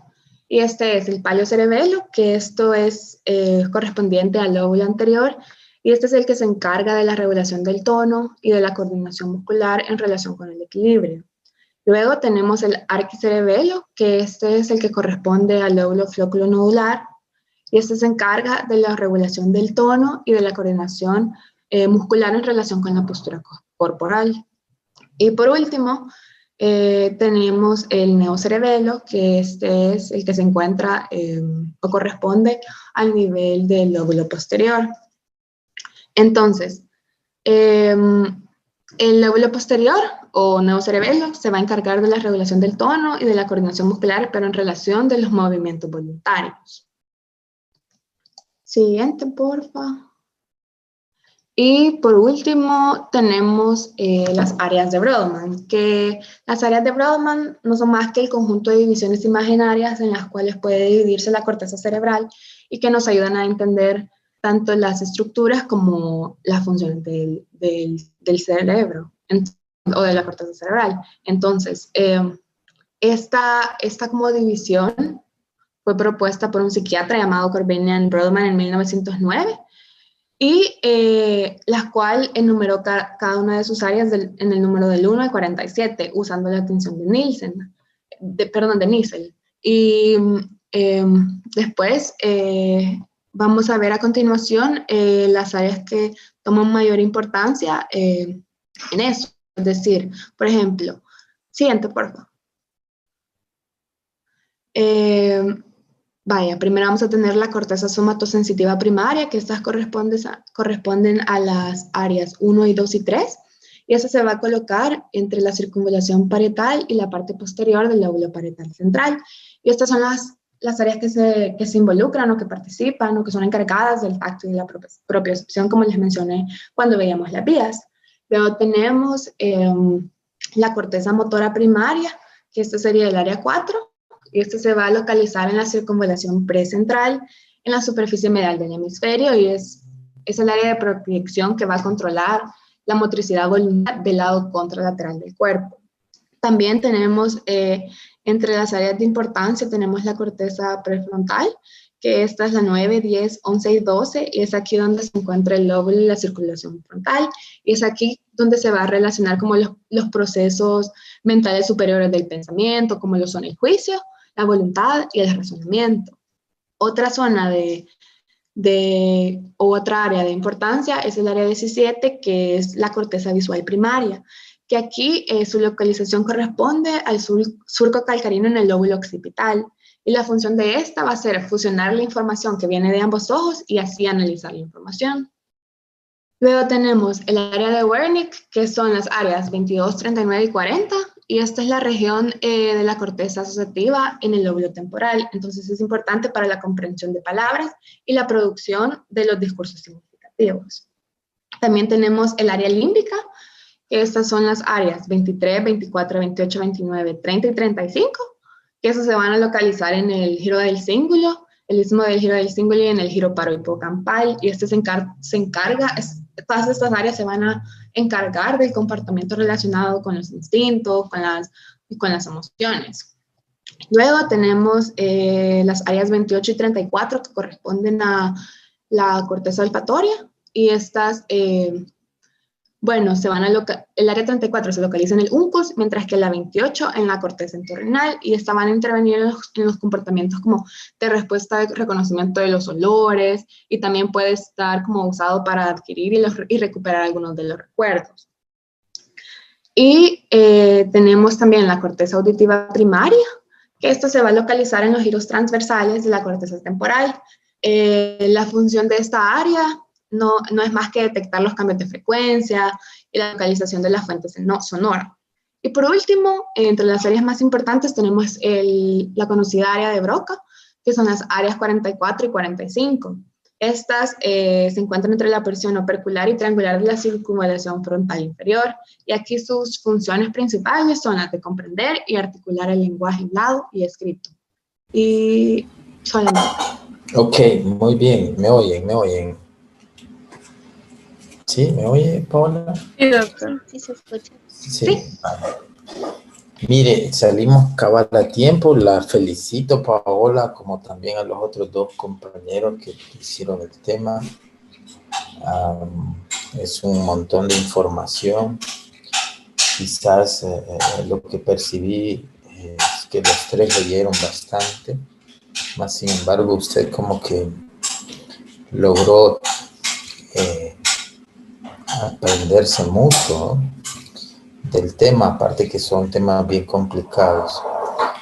Miren, hablar de todo es regresar y volver a repasar todo lo que ya dijeron. Algunos puntos importantes, el área, el mapa de Broman es importante para conocer las diferentes áreas que están relacionadas con una actividad específica del ser humano. Usted habló Wernicke, Broca, olfatorios, anestésica primaria, el área prefrontal, el área motora, el área premotora, etcétera, etcétera, etcétera.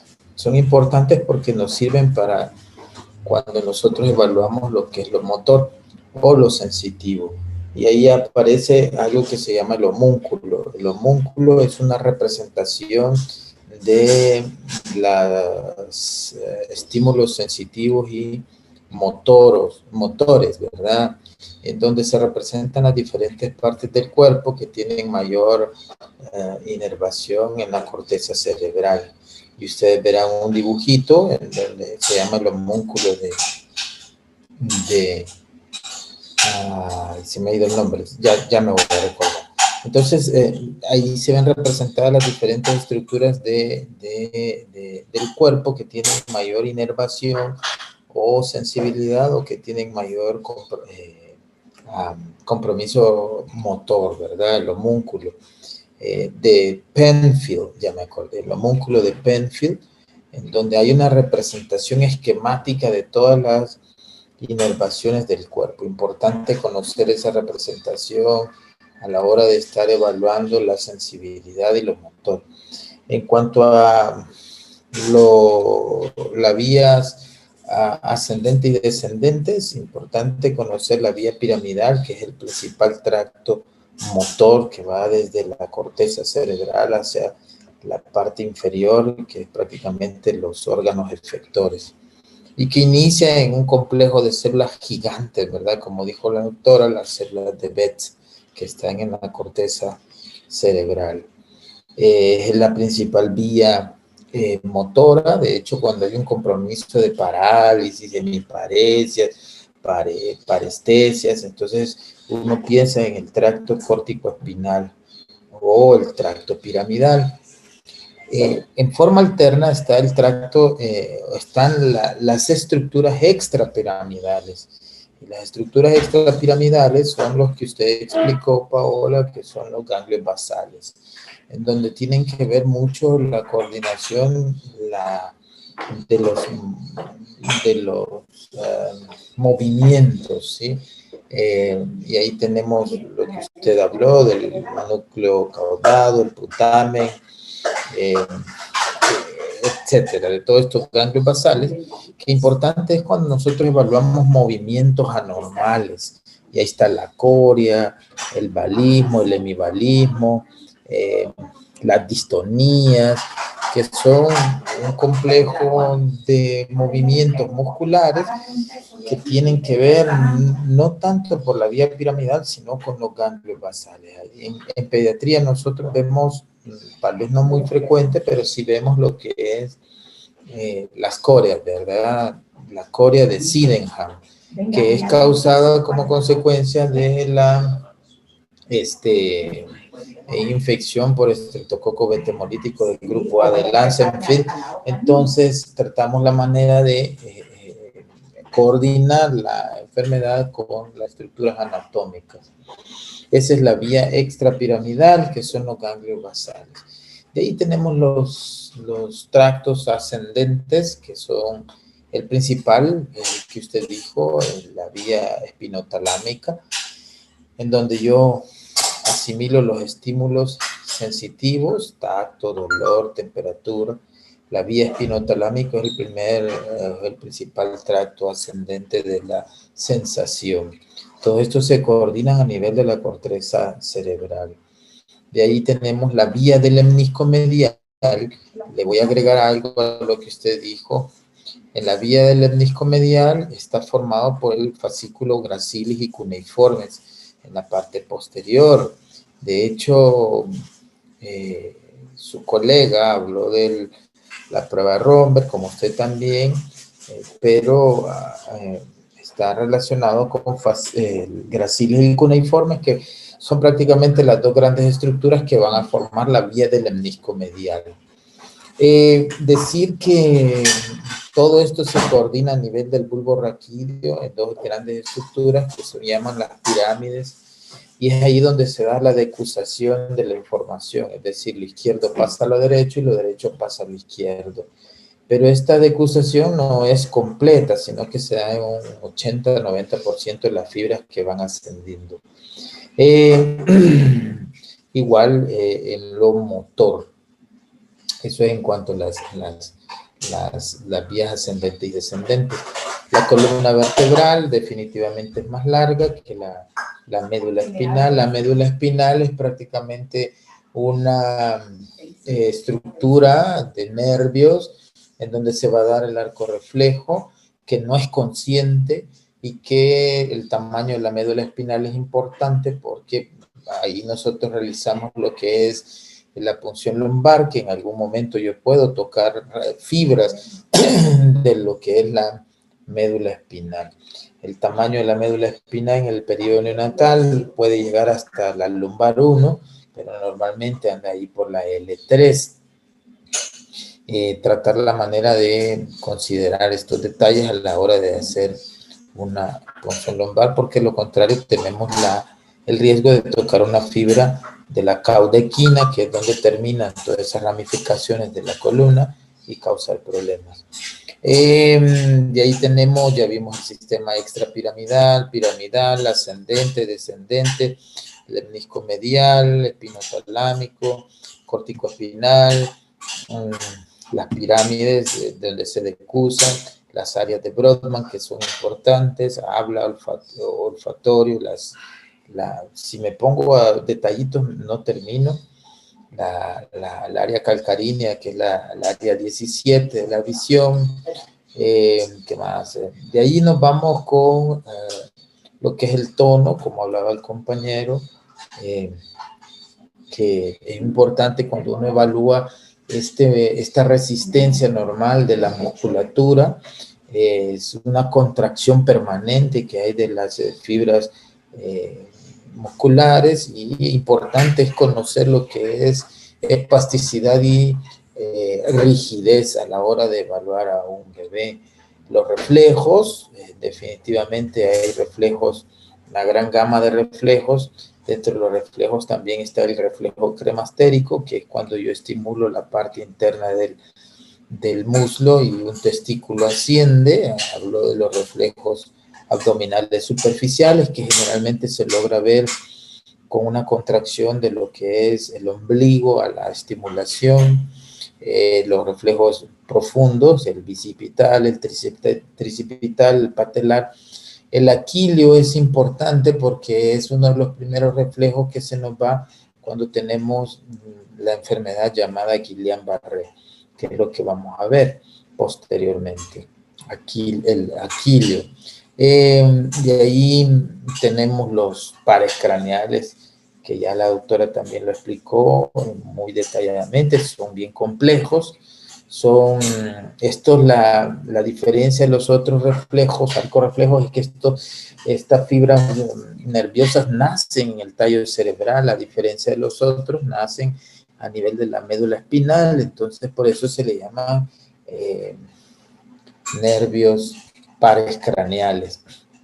Y su nombre lo dice, son pares, nacen a nivel del bulbo raquídeo, del puente, del mesencéfalo, dependiendo de qué fibra del par craneal estamos evaluando. Son complejos, hay que revisarlo. Yo les voy a enviar el trabajo que me dieron para que ustedes lo lean detenidamente. Felicito al grupo, muy bien tema. Usted tiene capacidad de habla, Paola, facilidad de habla, es bien fluido.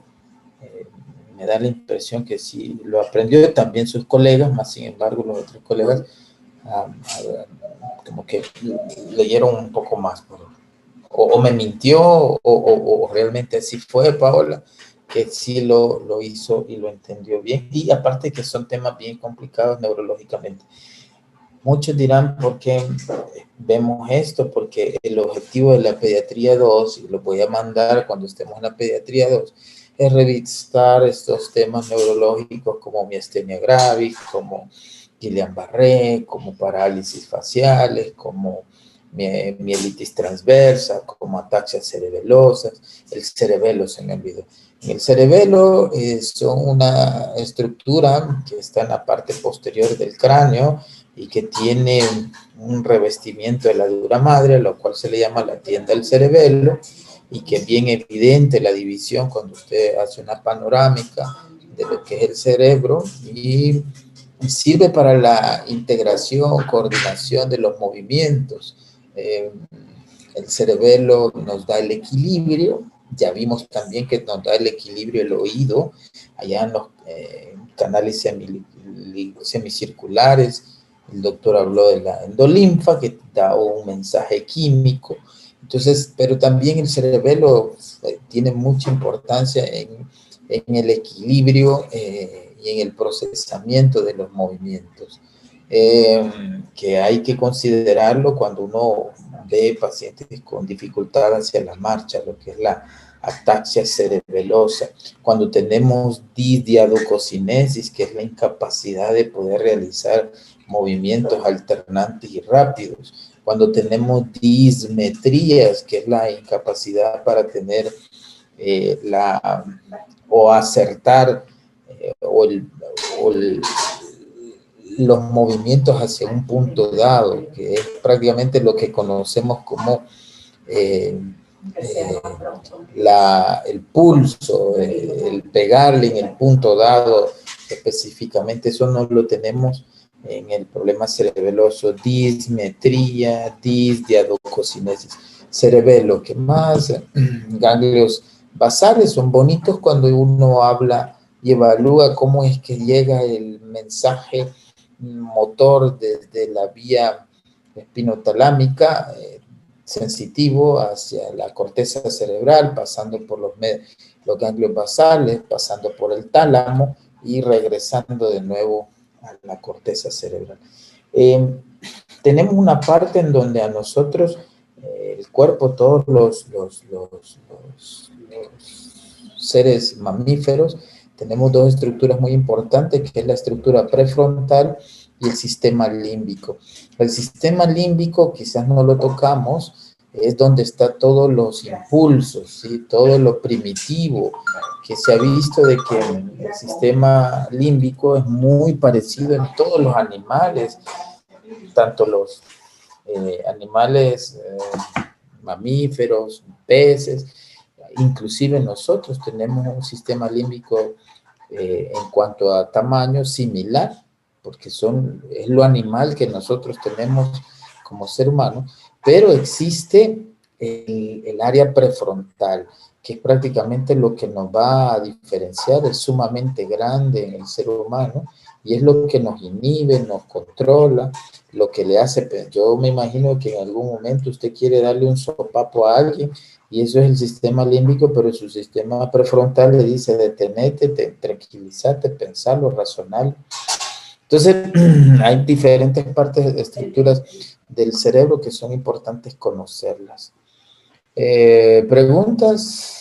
Aquí apunté varias cosas, yo las apunto y les pongo atención, oiga, no creo que no me duermo, oiga, porque me gusta tomarles la atención, pero hay un montón de cosas que no termino de...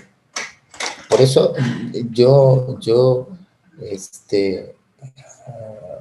extraño lo presencial, porque en lo presencial sí, ahí sí hablamos cosas, interrumpo en cada momento que ustedes estén dando la clase.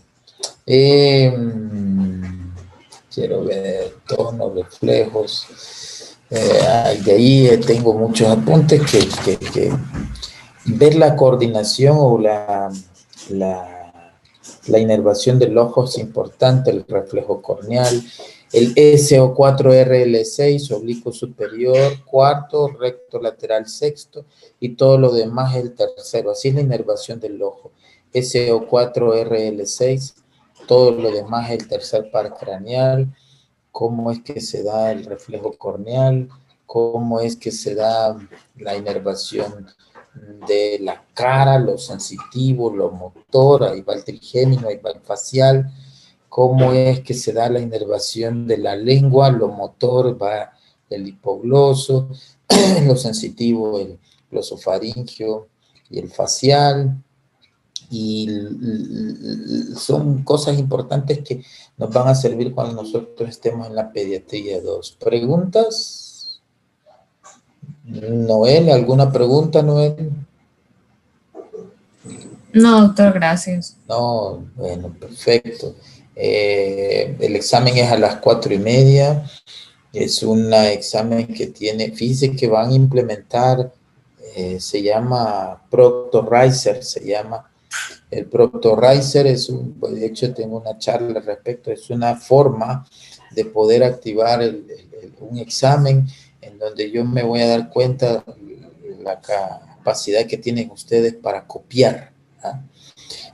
La máquina me va a decir cuánto se tarda, pero eso no lo he implementado, ya está en el aula virtual, pero sí tiene una distribución secuencial, lo que vamos a ver hoy.